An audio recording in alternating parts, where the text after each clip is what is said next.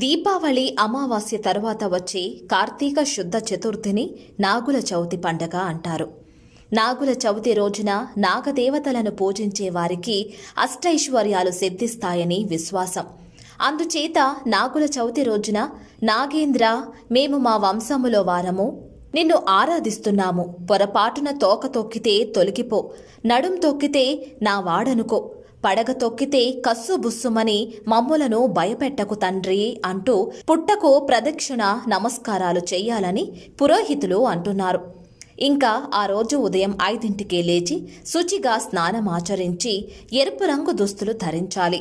తరువాత పూజా మందిరము, ఇంటిని శుభ్రం చేసుకోవాలి. గడపకు పసుపు, కుంకుమ, గుమ్మానికి తోరణాలు, పూజా మందిరాన్ని ముగ్గులతో అలంకరించుకోవాలి. పూజా మందిరంలో కలశమును ఏర్పాటు చేసి దానిపై ఎరుపు వస్త్రాన్ని పరుచుకోవాలి. నాగేంద్ర